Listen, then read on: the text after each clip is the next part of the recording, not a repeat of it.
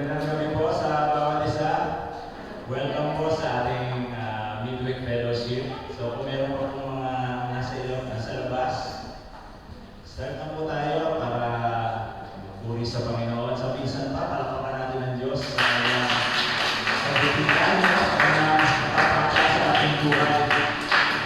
Kahit na yung panahon ay minsan talagang ang daming pagsubok na binibigay, ang daming mga hindi natin maintindihan, pero still, ang Panginoon talaga ay napakabuti sa atin dahil hindi niya tayo pinapabayaan. Tayo magising lang at minsan pa madala ng Panginoon sa kanyang gawain at patuloy na makapakinig sa kanyang salita. Kaya sige po, tayo po ay minsan pa manalangin at hilingin ang presensya ng Panginoon na muli tayo ay samahan.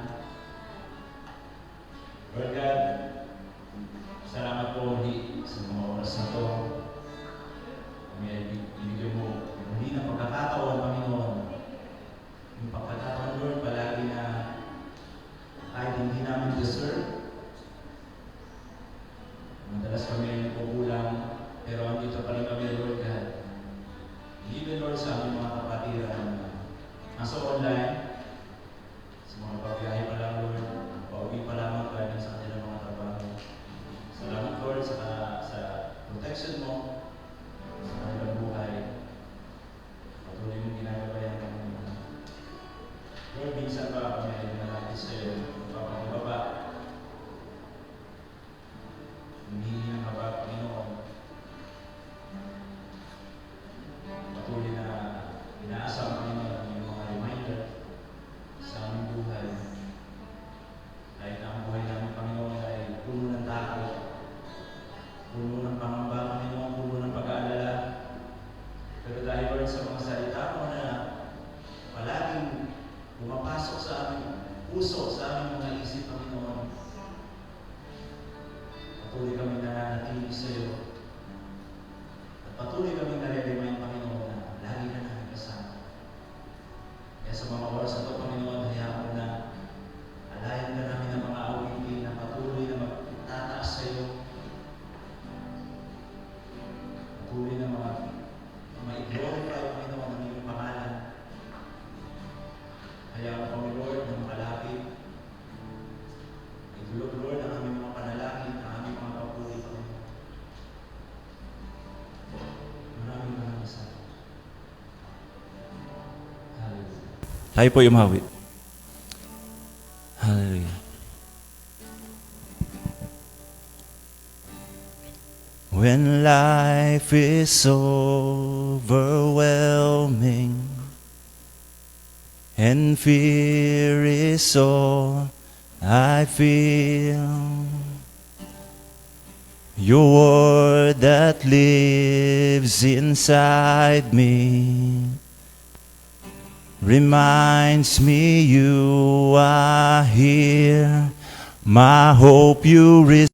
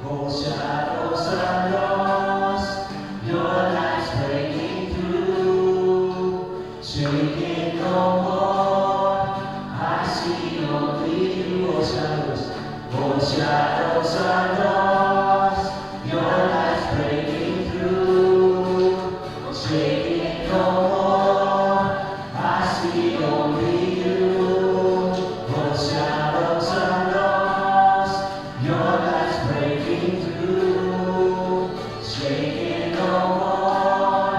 I see only you. I see only you.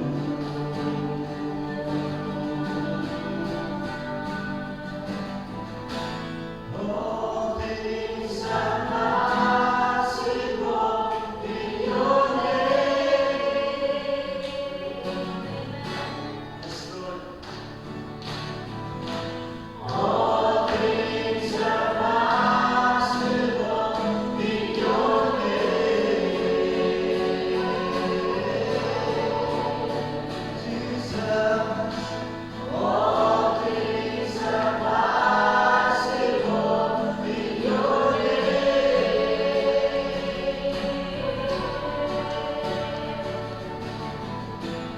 All things are possible in your name.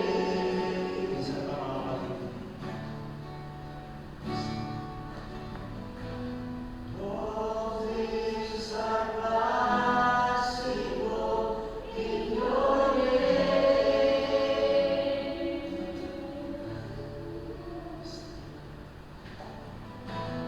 All things are possible in your name.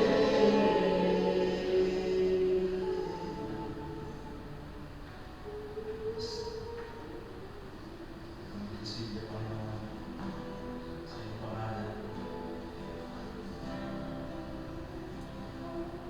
na aming mga dinudulog, Panginoon, alam namin ito ay may katuparan. Talagang mo namin, Lord, na inakamasa ang lahat ng iyong mga pagpapala, yung mga inaakala namin na hindi magkakaroon ng katuparan, Lord, pero maraming salamat, Lord, sa lahat ng mga pamanghamang na ginagawa mo sa aming buhay. Mga bagay na talagang patuloy namin pinagpapasalamat hanggang sa mga oras na ito. Salamat, Lord. Every time na sinasabi namin ang iyong pangalan,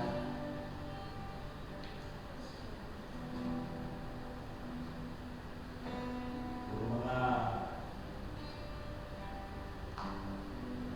bagay na hindi namin inaakala na magkakatotoo. Kaya patuloy kami, Lord, na aawit sa iyo. Pupulis mo. Hallelujah.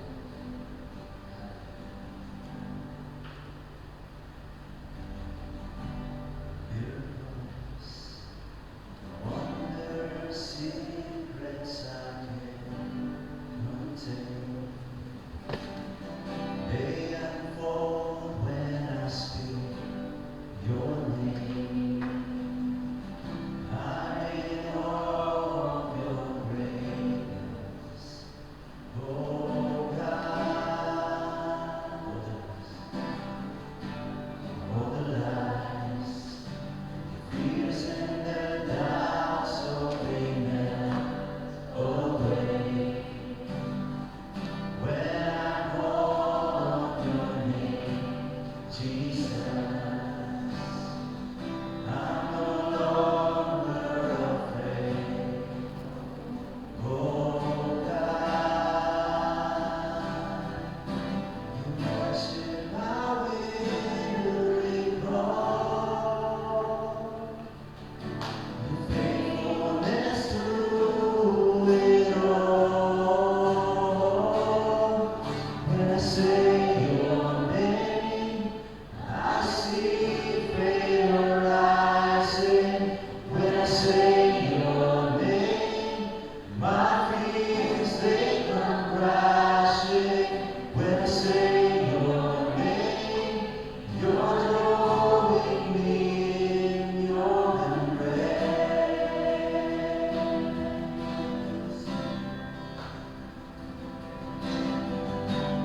Miracles, wonders, secrets I can't contain. They unfold when I speak your name. I'm in awe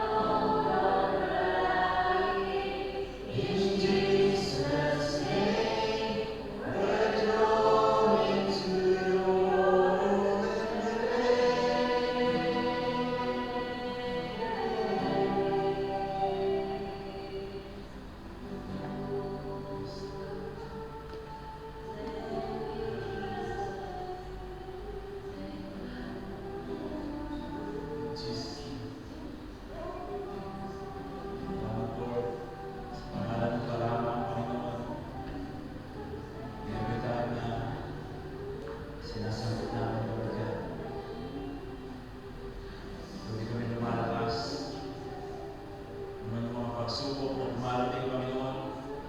Alam namin, Lord, sa pangalan mo lamang, pagtatagumpayan ng aming edad, Panginoon. Kaya maraming salamat, Lord, kaya patuloy ka, Lord, na maghari sa aming buhay. Patuloy ka na manaman, Panginoon, higit sa aming mga pamilya, Lord, kaya patuloy ka maghari. Patuloy kami, Lord, na magpupuri sa iyo. Patuloy kami aamin, Panginoon. Patuloy kami tataas sa iyo. Sa aming pangalan, yung anak na si Jesus. Amen. Amen.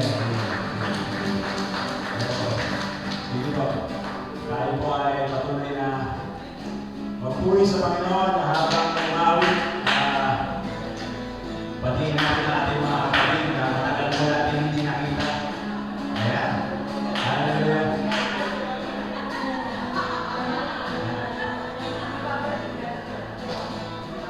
Sa nagkagutuhan, di mo ay hanap.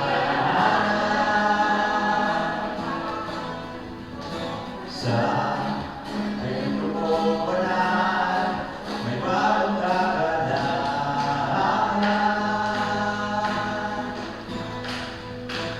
Ang daming mananatili, ang iyong sinabi.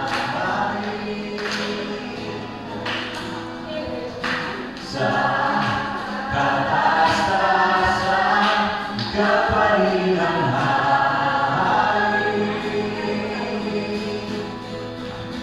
Dahil at kailanman, di mahihigitan, ang ngalan mo ay naligtasan ko.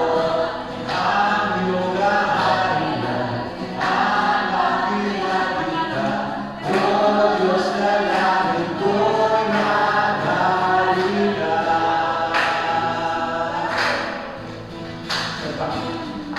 Sa nagkagutuhan, aking mo ay hanap.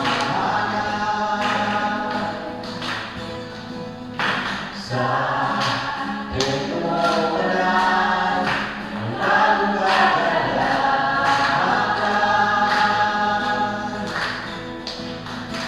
Ang daming mananatili, ang iyong sinabi. Sa kataas-taasan, ikaw ay ang hari. Dahil at kailanman, di mahihigitan, ang ngalan mo ay kaligtasan ko. Ang iyong kaharian, ang aming nakita, O Diyos na langit ko'y maghalikan. Dahil at kailanman, di mahihigitan, ang ngalan mo ay kaligtasan ko. Ang iyong kaharian, ang aming nakita, O Diyos na langit ko'y maghalikan. Let's go. Ito ang hari sa aming buhay ngayon. Ito kami susunod sa Lord. Sundin ang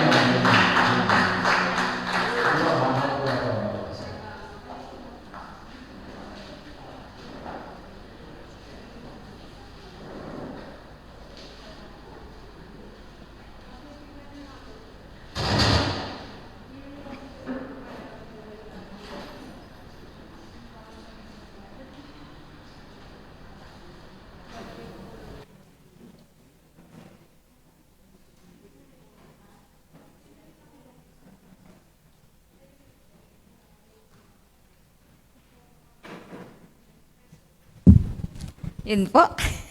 Magandang gabi po sa ating lahat. Praise God. God is good.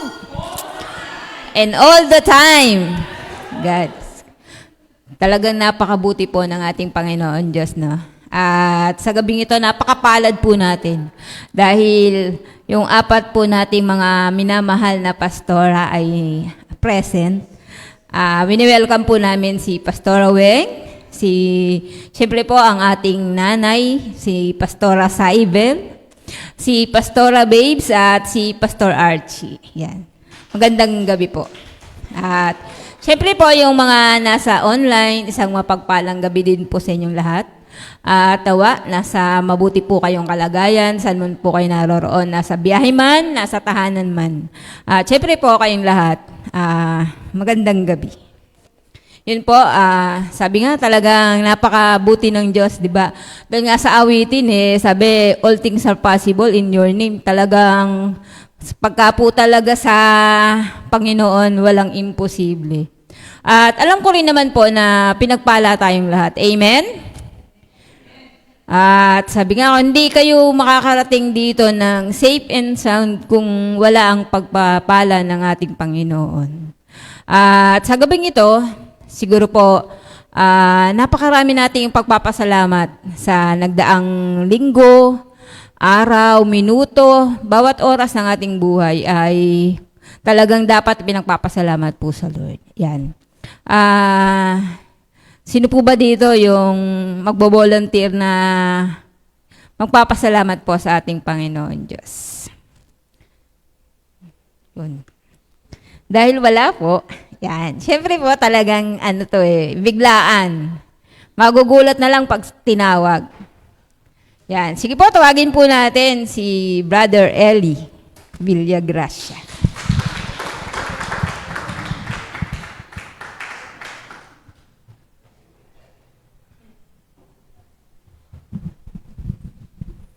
Magandang gabi po mga kapatid. Hindi nga ako nagkamali sa kutob ko. Salamat po sa Panginoon na ito nagkasama-sama na rin po tayo. Ang tagal po ng panahon na hindi ako nakaatin, no?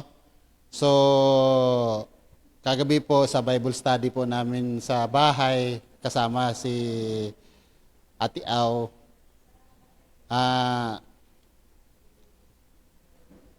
Pagkatapos ng topic, sa topic pa lang na na kami na-remind na. Tapos dagdagan din sa announcement ni Ate Au na bakit nga ba yung ating mga commitment. Salamat sa Panginoon na minsan sa buhay natin dumaan tayo sa mga pagsubok. Parang sumikap tayo ng sumikap. Hindi na nakakalimutan pala natin yung commitment natin sa Panginoon. Parang inuna pa sa isip ko parang bakit nga ba? Pero kung ating babalikan yung ating commitment, ang laki na palang nang namimiss. So salamat sa Panginoon na eto na remind at nakaatin. So salamat sa mga paalala po ng mga kapatiran. Yan po.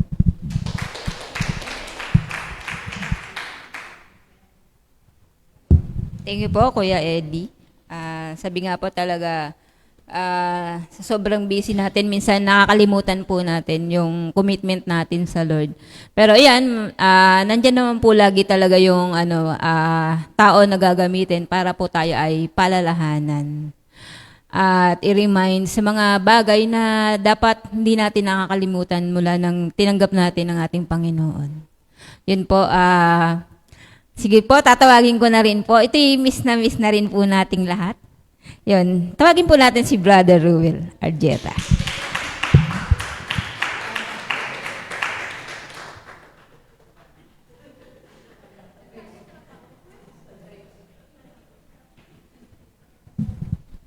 Magandang gabi po sa bawat isa. Papili po sir, papasalamat sa Panginoon dahil tagal ko na rin palang wala dito. Kaya halos nami-miss ko kayong lahat. Opo. At yun nga, pinagpapasalamat sa Panginoon na medyo yung pangarap namin na yung gusto pala na magkaroon ng bagong motor at sa tulong po ng Panginoon at blessing. At nagkaroon po kami kanina at nirelease din po kanina, kaya ginabi po kami, nirelease po yung motor kanina doon sa Tansa. Kaya lubos po ako nagpapasalamat sa Panginoon kahit bagkus na medyo ako may pagkukulang dahil sa mga pangyayari. Alam kong ang Panginoon na hindi nagkulang kahit minsan sa amin. Kaya yun po ang lubos ko pinagpapasalamat sa Panginoon na kahit minsan hindi niya po kami iniwan, pinubayaan. Yun lang po.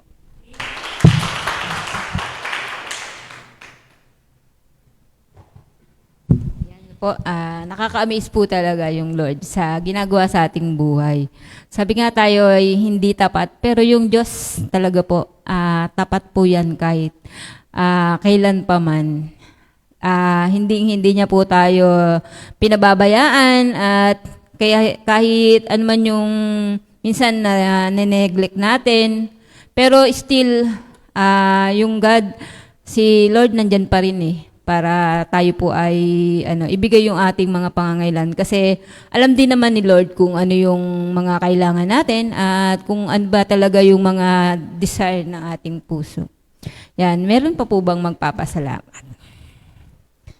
Yun. Kung wala na po, magpapasalamat din po ako sa Lord sa protection na ipinagkaloob niya. At yun, sa araw-araw na ginagawa niyang pag-iingat sa pagdadrive, nung umpisa ko po ng Sunday. Nung Sunday po kasi papunta kami dito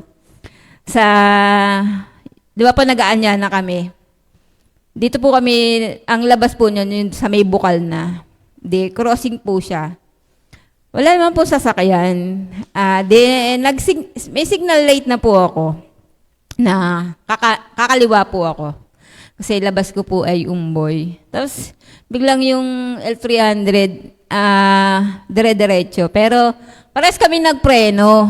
Pares kami nakapagpreno. At, yun, hindi naman po na sabi ko nga, Diyos ko, kung ganun, naman na pupunta kami sa church tapos pa kami ma-aksidente. Pero yun, salamat sa Lord sa pag-iingat. At, yun, nung kahapon din, muntikan din. Sabi ko, Lord, grabe naman. Ako yung may phobia na talaga Sabi kong ganun. Kasi talagang ang dami nang nangyayaring aksidente na, pero still, alam ko naman yung Lord ay iniingatan pa rin kami. At yun, salamat po sa Lord na akala ng iba napakasimpleng bagay na akala nila kaya sila ligtas dahil mabilis yung kamay nilang umiwas, gano'n. No? Pero ang hindi nila alam, yun na yung dahil sa pag-iingat ng Lord sa atin. No?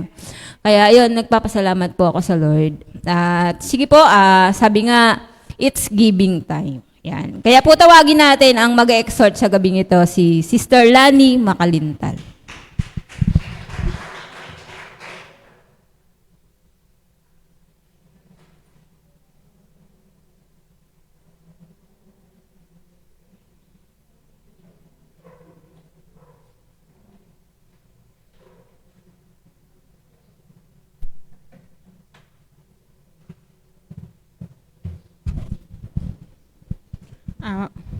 Mapagpalang gabi po sa ating lahat. Yan. So, salamat sa Panginoon. Marami po tayo ngayon. At magandang gabi sa mga kasama natin sa online. Yan. So, yun po. Nagpapasalamat din ako sa Panginoon sa lahat ng pagpapala ng Diyos sa wisdom na binibigay niya sa pang-araw-araw, sa trabaho, tsaka sa protection niya sa bawat pagpasok at sa protection din sa family kasi alam niyo po yung Vulcan lagi siyang nagte-trend. Pero yun po, salamat sa patuloy na pag-iingat ng Panginoon. At yun po, bakit nga ba tayo nagbibigay para sa gawain ng Panginoon? Kasi nga po, unang-una, tayo ay mga anak ng Diyos. Lahat, sabi nga nila, di po ba yung sa secular, sabi nila, hindi naman talaga obligasyon ng mga anak na magbigay para sa magulang. Pero bilang anak, bilang pasasalamat dahil tayo ay inalagaan nila simula nung tayo isilang, hindi dahil binabalik natin, kundi minamahal natin sila at walang katumbas yung pag-aalaga nila sa atin. Kaya tayo, kahit papaano, sa pamagitan ng kinikita natin, nagbibigay tayo sa ating mga magulang. So, ganun din po sa Panginoon. Nagbibigay tayo dahil hindi kayang tumbasan nung pananalapi yung pasasalamat na dapat na binibigay natin sa Panginoon. Dahil yung mga ginagawa natin sa Panginoon sa bawat araw, dapat na ipagpasalamat natin sa Kanya. At isang paraan din natin para mapapurihan ang Panginoon dahil ang Diyos, yung lahat ng tinatangkilik natin, sa Kanya naman talaga nagmumula. Kaya nga, sa mga bagay na material, yung mga bagay na tinatangkilik natin, karapat-dapat lang na ibigay natin sa Panginoon.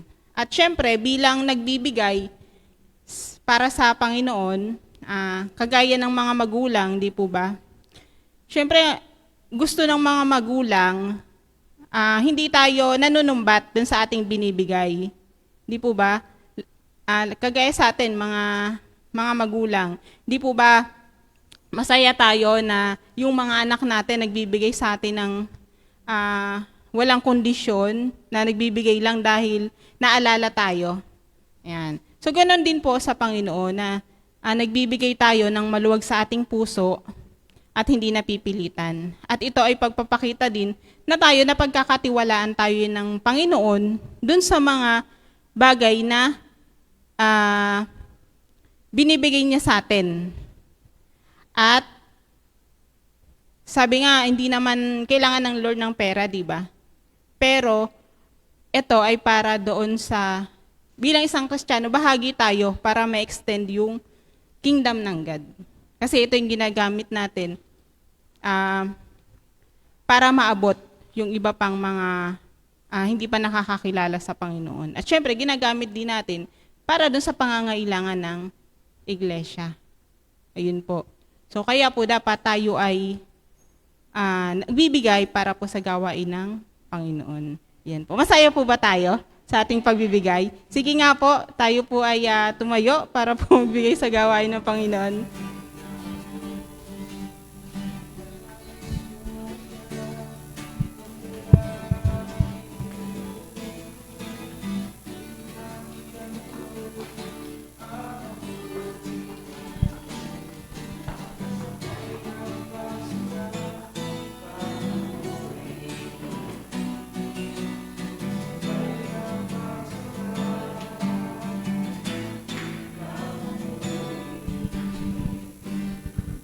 Sige po, extend po natin yung ating mga kamay sa ating mga kaloob.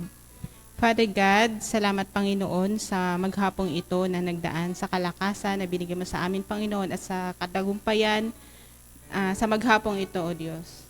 Ama, salamat na muli kami ay laging nagkakaroon ng pagkakatipon para ikaw ay papurihan at Lord, patuloy itinataas namin ang aming mga kaloob sa iyo, O Diyos. Tunay na sa pamagitan nito, Panginoon, ikaw ay maparangalan namin at mapasalamatan. At Lord, patuloy kami maging bahagi ng iyong ministeryo, Panginoon. Pagpalain mo nga ang mga kamay na nagkaloob, Panginoon. At naniniwala kami, O Diyos, na ikaw ay tapat sa iyong pangako, na hindi mo kami pagkukulangin sa lahat ng aming mga pangangailangan. Salamat, Ama, ang lahat ng ito ay aming dinadalangin sa pangalan ni Jesus. Amen.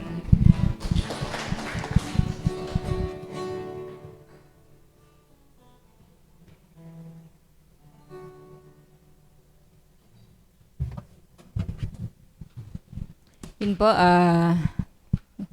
tayo po ay in-encourage ko po ang bawat isa na tayo po ay makinig upang nang sa gayon tayo ay mapaalalahanan muli ng magbibigay ng salita ngayong gabi. At sige po, tinatawagan ko na po ang magbibigay ng word sa gabing ito, si Pastor Archie Portugal.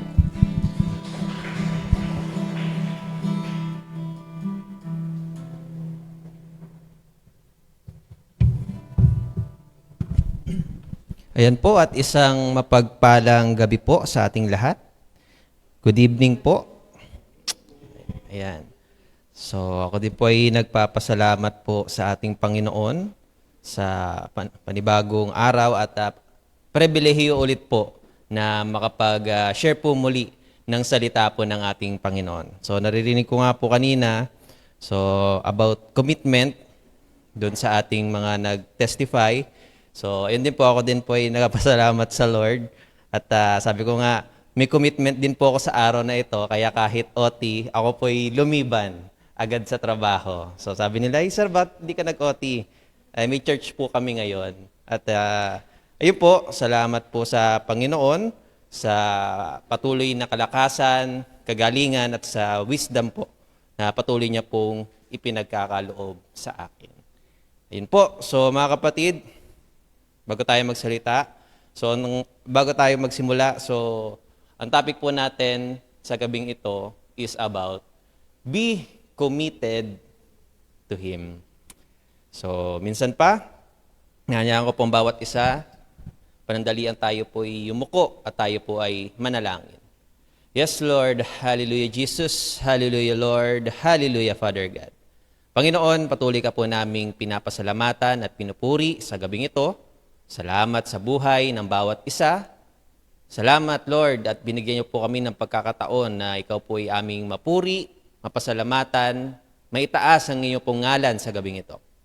Panginoon, patuloy po kaming dumadalangin ng wisdom at knowledge, Panginoon, mabuksan ang aming puso sa inyo pong salita at ang aming pong marinig sa gabing ito ay aming pong may apply sa aming pamumuhay, Panginoon. Gamitin niyo lang po, Lord, ang inyong lingkod bilang daluyan po ng inyong pong pagpapala, ng inyong pong salita, Panginoon. At patuloy na ikaw nga po ang siyang maitaas, maihayag, at mabigyan ng kadakilaan sa gabing ito. Pinupuri ka namin, pinapasalamatan sa pangalan ni Jesus. Amen at amen. Yan po. So tayo po ay nasa tema pa rin po ng commitment. So, napakinggan na po natin ng mga nakaraan kung bakit napakahalaga po at meron po talagang panawagan. At ang panawagan, ang bawat Kristiyano po ay tinawag para mag-commit po sa ating Panginoon. Pero bakit nga po ba gusto ng Panginoon na tayo po ay maging committed sa Kanya? So, mapansin kasi natin bakit paulit-ulit po, especially sa buwan na ito, maririnig natin always about commitment. So meron po ako share sa inyong 3 bagay lang po. So una po mga kapatid, letter A. God wants you to be committed to Him so that the world may know He is important to you. So ayun po mga kapatid, bakit gusto ng Panginoon na maging committed tayo sa Kanya? Para daw po maipakita sa buong mundo na siya po ay importante sa atin. Tama po ba? Kasi kung hindi tayo magkukommit sa Lord at magkukommit tayo sa world, so mas madali pong makita kung ano po ba yung mahalaga para sa atin. Sabi nga po, our commitment to Him is our witness. Ibig sabihin, yung commitment po natin sa Panginoon ang ating patotoo. Tama po ba? Ito po yung nagiging testimony po natin na ang Diyos po, si Jesus, ay importante. Kasi hindi nga naman natin masasabi na importante ang Panginoon sa atin kung hindi naman tayo committed sa Kanya. If something is important in our life, we commit ourselves to it. Amen po ba? Kasi kung ang isang bagay ay hindi importante, hindi po mahalaga, pag-aaksayan po ba natin ng oras? Pag-aaksayan po ba natin ng dugo at pawis? Diba? Madalas po natin naririnig yan. Kung ang isang bagay naman po ay hindi importante sa ating buhay. Kaya nga po sabi, if we like or love something, we commit our time to it. Tama po ba? Ang bawat isa ay merong mahal. Pag mahal mo yan, bibigyan mo ng oras. Kapag meron kang gustong gawin, meron kang hobby, meron kang libangan, meron kang, sabihin na po nating negosyo, or something na gusto mong maging magaling ka para doon, maglalaan ka ng panahon, ng oras para doon. Tama po ba? Siyempre, kung importante ang trabaho para sa iyo, magko-commit ka talaga ng dugo at pawis para doon. Kung importante ang pamilya para sa iyo, siyempre, aalagaan mo yan. Poprotektahan mo yan. Kasi kung hindi naman, papabayaan mo na lang. Wala kang commitment. Pero, kung importante po sa atin ang ating kalusugan, yan, if our health is important to us, ano po yung commitment na ating dapat gawin? Siyempre, number 1 na, disiplina. Siyempre, committed ka dapat sa diet. Lahat ng, sabi nga po, lahat ng bawal, masarap sa pakiramdam. Pero, subalit, datapwat, lahat ng sobra ay nakakasama. Masarap kumain ng matamis. Sino ba namang hindi gusto? Kaso nga lang, diabetes. Masarap kumain ng mga prito. Problema naman, mataas sa cholesterol. Tama po ba? Pero, pag tinik daw po natin ito, in moderation, mabuti naman po. Tama po ba? So, syempre, if our health is important to us, we will commit ourselves in disciplining our eating habits and, syempre, kung gusto mong maging maayos ang iyong katawan, mag-workout ka din. Tama po ba? So, syempre, kailangan mo mag-commit, 8 hours of sleep, 30 minutes of exercise, controlled diet, morning, afternoon, hanggang evening. At syempre, ang commitment po yun, hindi lang po pang isang araw. Tama po ba? Pag sinabing commitment, tuloy. Commitment requires consistency. Tuloy-tuloy. Hindi pwedeng gagawin mo ngayon, bukas, hindi na, kung kailan na lang maisipan. So, hindi po ganon mga kapatid. When we say something is important, but we do not commit time to it, it is obviously not that important. Tama po ba? Hindi mo pwedeng sabihin na ang isang bagay ay importante, wala naman tayong nilalaan na oras. Di ba? Importante sa atin si Lord. But we do not commit ourselves to prayer. We do not commit ourselves to Bible reading. We do not commit ourselves to the church, attending Bible studies, attending midweek fellowship, attending Sunday worship service. Kasi wala akong time. Isa lang po ang ibig sabihin nun. Hindi po siya importante para sa atin. Amen po ba? Kasi, obviously, yung mga naandito, importante si Lord para sa kanila. Kasi, pwede naman magpahinga na lang, pwede na lang matulog na lang at umuwi, pero naandito pa rin po tayo. Uma-attend sa gawain. Why? Because we are committed to the Lord. Amen po ba?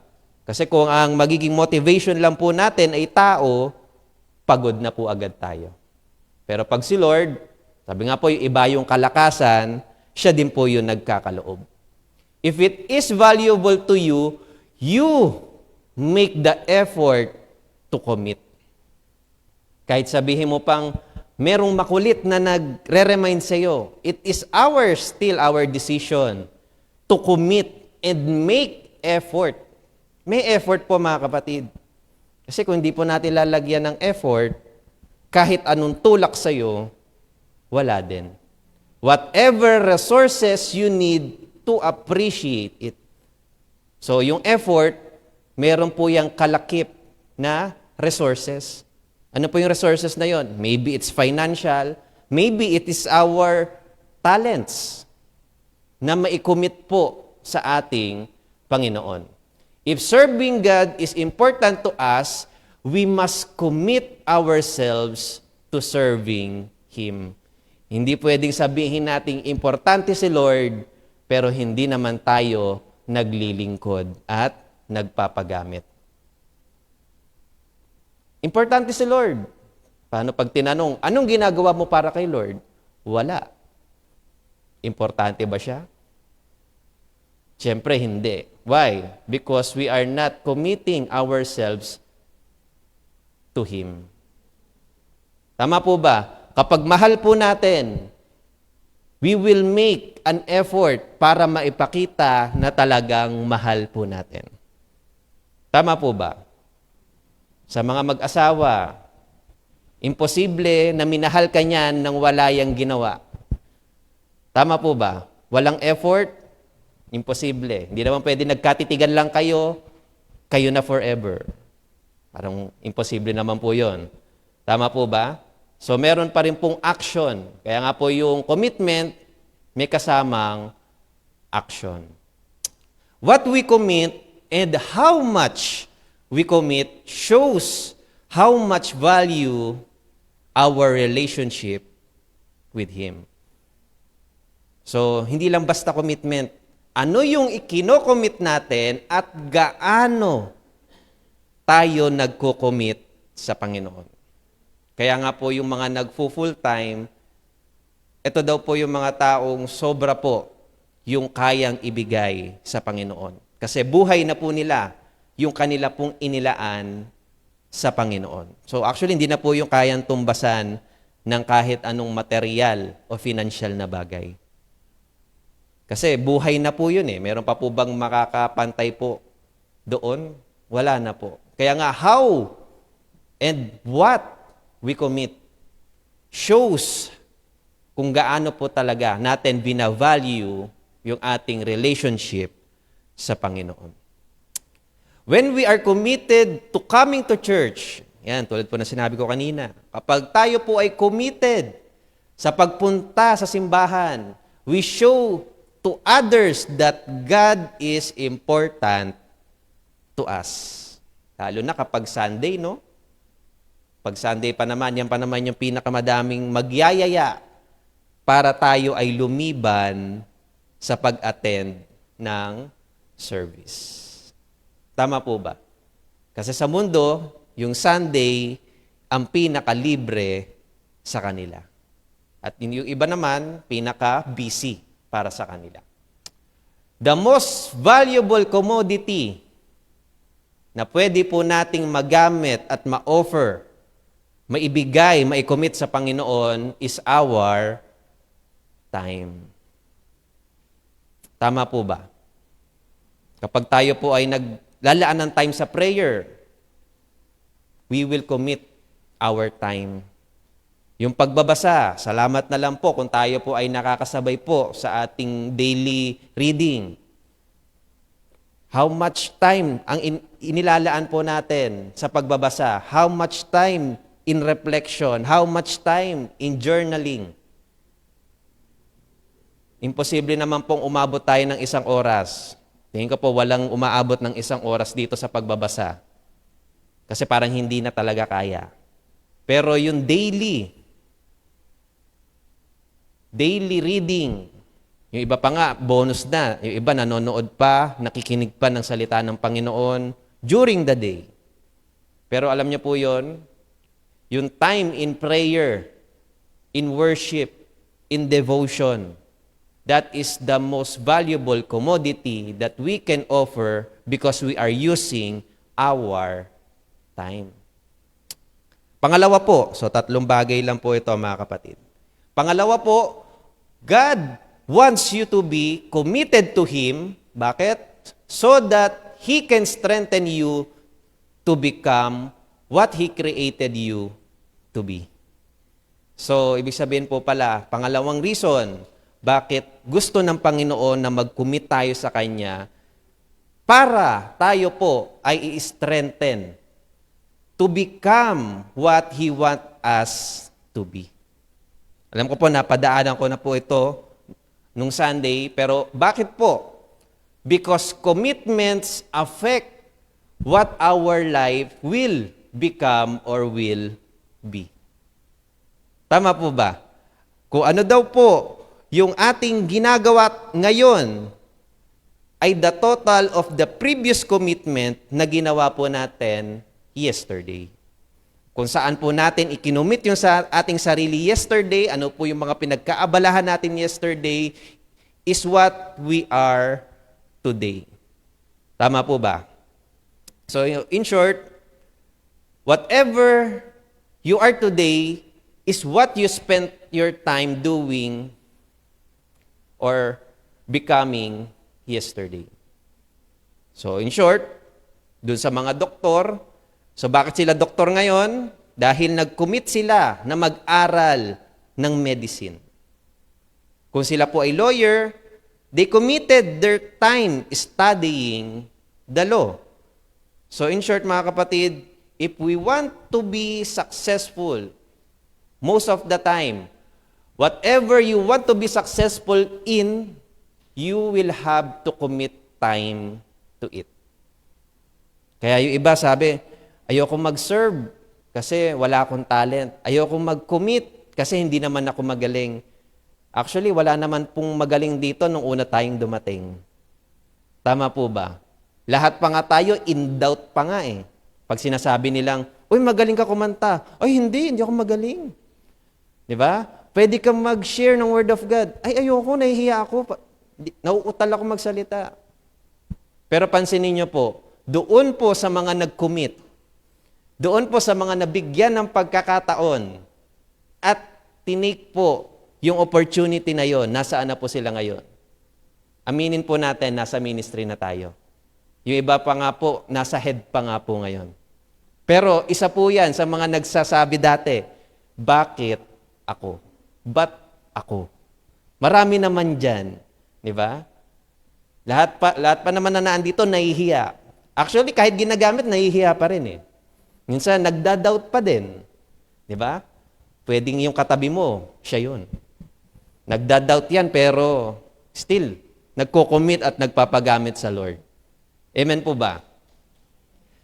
If you are not committed to anything, ito po mabigat mga kapatid, kapag hindi po tayo marunong mag-commit sa kahit ano, you will not amount to anything. Ibig sabihin, wala po tayong value kung hindi po tayo nagko-commit. Wala tayong halaga.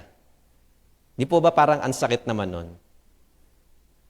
Dahil hindi ka nagko-commit sa isang bagay, ibig sabihin, wala kang halaga.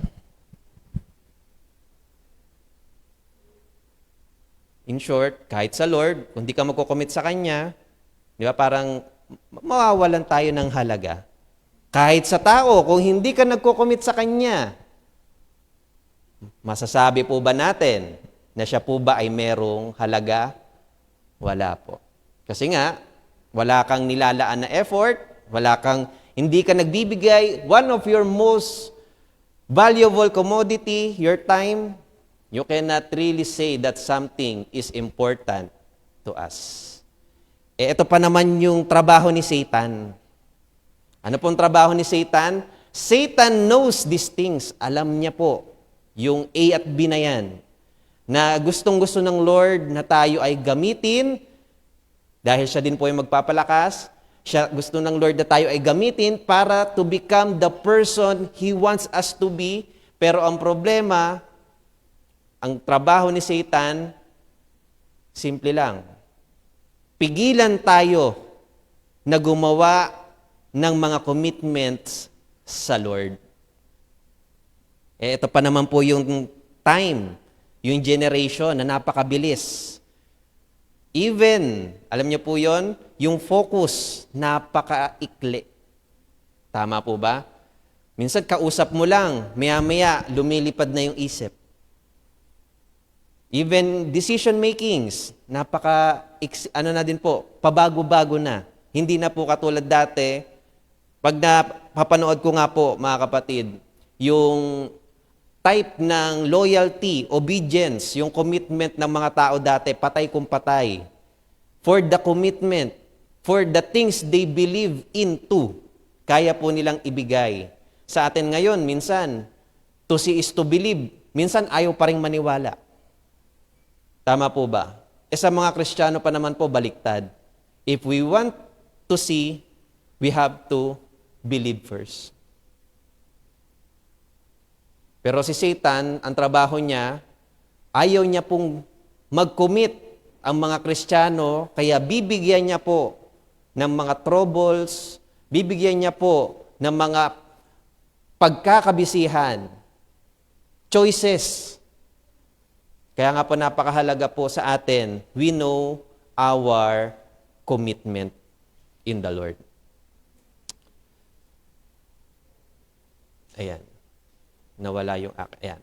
So, ito po yung na-share ko din po nung Sunday.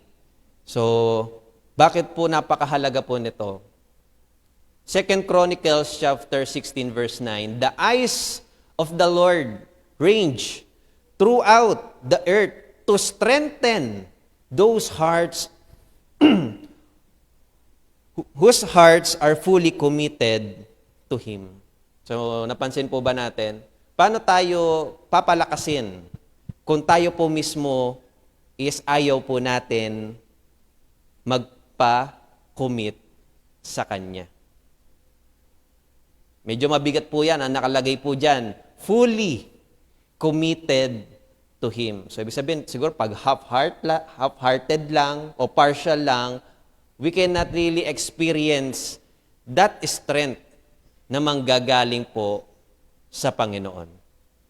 So, sabi nga po dito, God will help us to become what He created us to be if we give Him something to work with. Kaya ito po yung isang reason bakit ini-encourage po natin, especially yung mga bago, yung mga dinidisciples po natin, even ourselves, na mag-commit po sa Panginoon. Number 1, in prayer, in Bible reading, in listening in the Word of God, and serving. Kasi we will not be the person we are today if we will not give Him something to work with. Kasi sabi ko nga po, paano po natin nakikita, nalalaman yung talents na meron tayo ngayon kung hindi naman tayo magkukomit sa Panginoon. Kasi marami po dito nanggaling sa dance, nalipat sa music. Nanggaling sa children, napunta po sa pagpapastor. So, hindi po natin makikita yung dulo po ng paggagamitan sa atin kung hindi naman po tayo nagko-commit sa Panginoon. Kaya nga po, ito po, nabasa ko po sa Jeremiah chapter 1, especially verse 7 to 8. Sabi po dito, the Lord said to me, ang kinakausap po dito is si Jeremiah, do not say, I am only a child. So, alam niyo po, nung time po na yan, very in doubt po si Jeremiah, dahil kilala po natin siya bilang weeping prophet.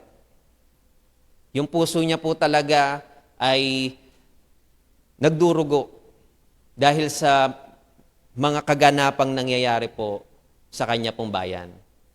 At kahit siya po is in doubt, kaya nga po sinabi ng Lord sa kanya, do not say, I am only a child. Kaya po minsan para sa atin, ayaw natin mag-commit kasi pakiramdam natin we are inferior. Nai-intimidate tayo sa iba. Bakit siya may ganong klaseng talent? Pero tatandaan niya po bakit ganun po? Because he allowed him or her self to be committed to the Lord. At sabi ko nga po, pag binigyan po natin ang Lord ng something to work with, sino po yun? Tayo. Siya din po yung kikilos para sa atin. Minsan nga sinasabi pa natin, dati hindi ko inaakala, pero yung inaakala natin na hindi, ginagawa na po natin ngayon.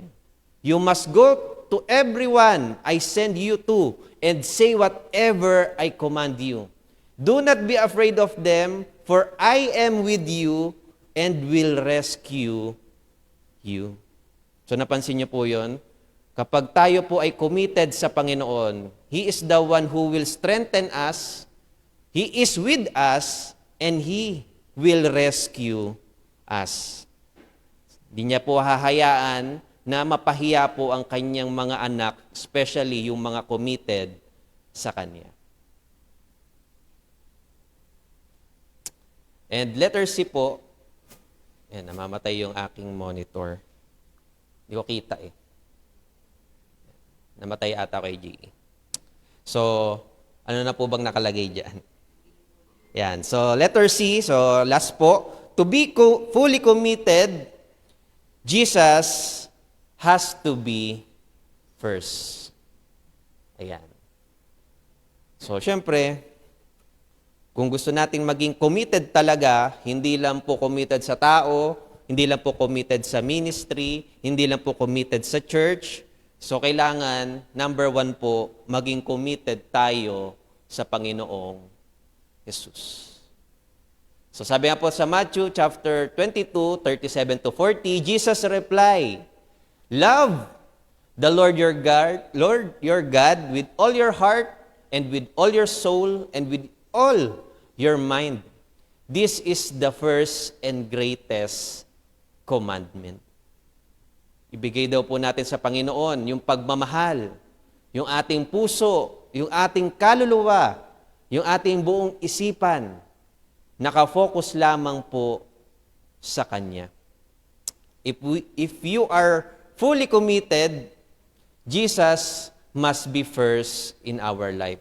Ano pong ibig sabihin ng first? Sa bawat paggising, kailangan po nakakapanalangin po tayo, nakakausap po natin ang Panginoon, napapasalamatan po natin siya in every decision na ating gagawin, every step, in every businesses, kahit nga po sa pagbiyahe po natin, paglabas natin, sa pag-exam, sa mga estudyante. So, wag na wag po nating hahayaan na mawala po ang Panginoon every step of the way. If Jesus is not Lord of all in your life, He is not Lord at all in your life. Natatandaan po ba natin nung tayo po ay nag-sinner's prayer?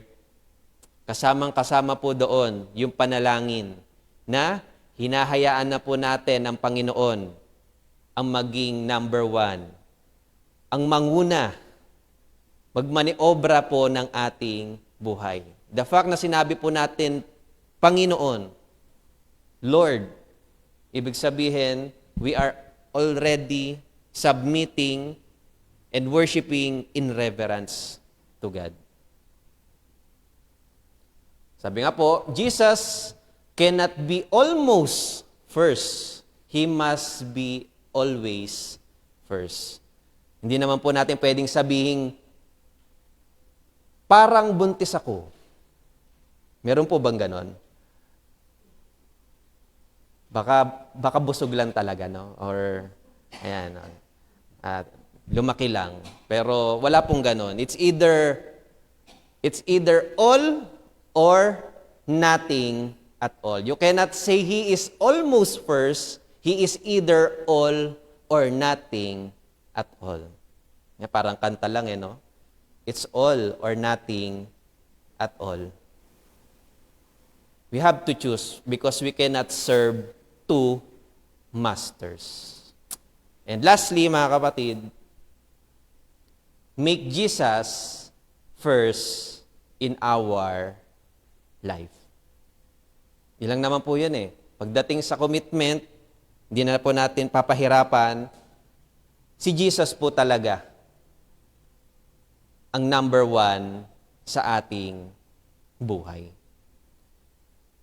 Kasi kung hindi natin kaya mag-commit sa Panginoon, we cannot commit to anything.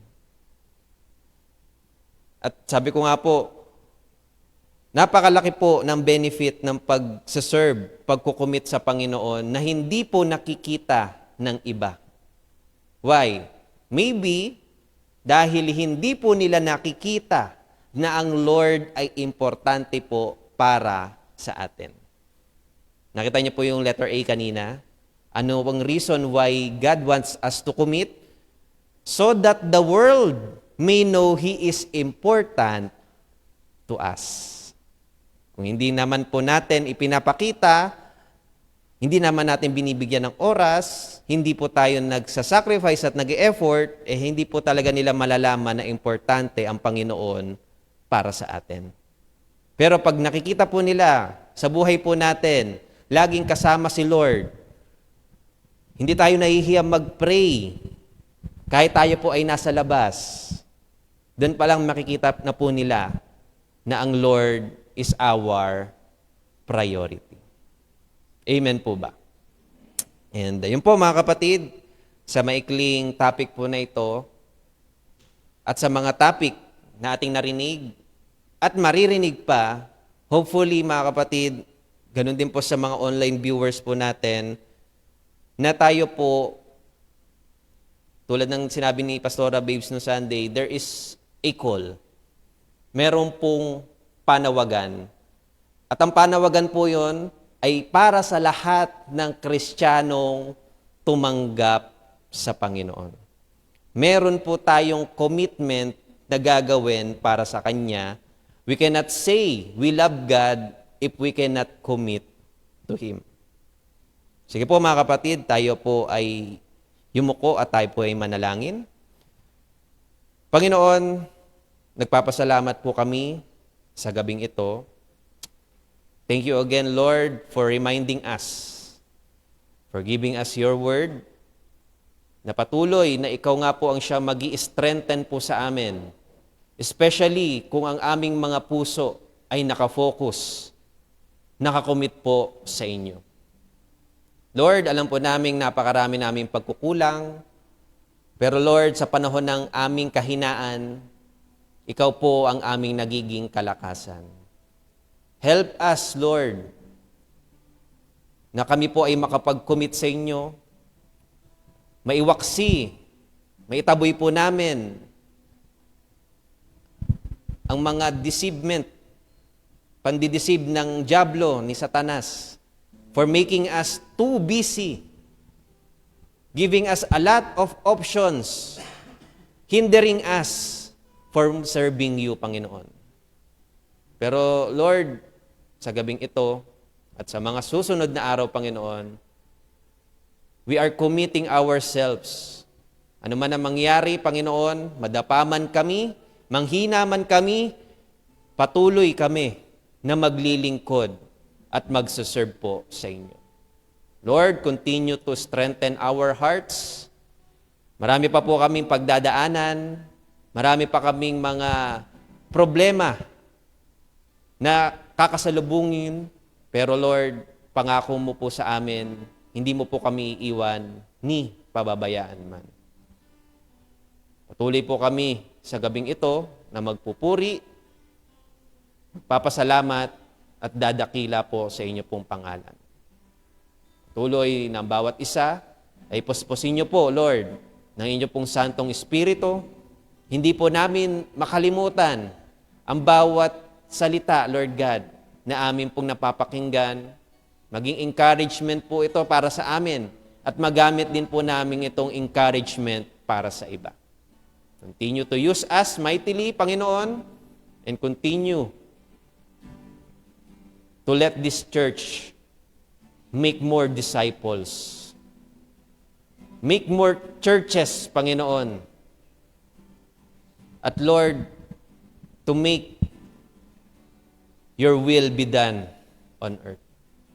Panginoon, nararapat may balik sa inyo ang pinakamataas na papuri, pagdakil at pasasalamat sa pangalan ni Jesus. Amen at Amen.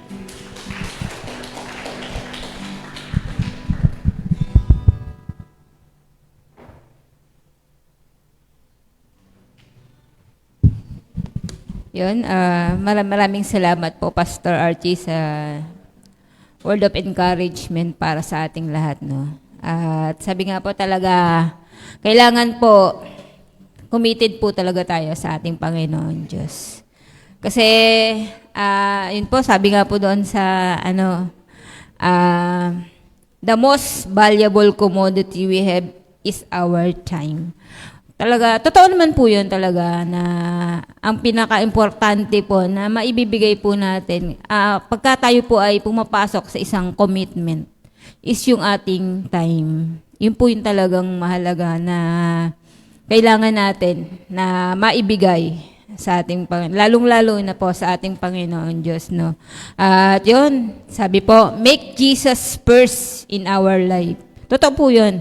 Kasi mula po nang tinanggap natin ng ating Panginoon, hindi po natin siya tinanggap bilang tagapagligtas lang, kundi ginawa po natin siyang Panginoon na ibig sabihin po, siya na po yung nagmamayari sa ating mga buhay. Na kailangan po, lahat po ng ating gagawin ay ibibigay po natin sa ating Panginoon.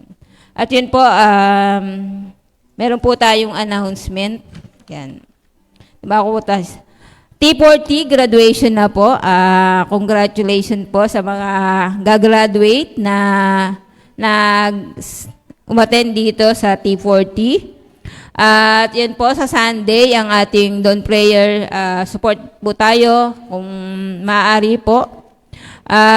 Sabi nga, couples, Bible cell, ang youth, may gathering din po. At syempre po, hindi nyo po kami makakasama na single and young pro dahil po kami po ay may outdoor activity. Yan. Syempre po, hindi po kami magpo-post para hindi po kayo mainggit. Yan. Joke lang.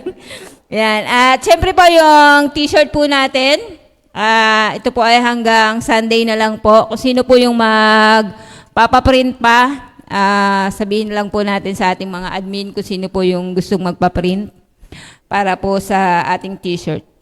Ayun po, sige po, tayo pong lahat ay tumayo. At muli po, palakpakan po natin ang ating Panginoon. Yan. Sige po, tayo po ay yumuko at manalangin.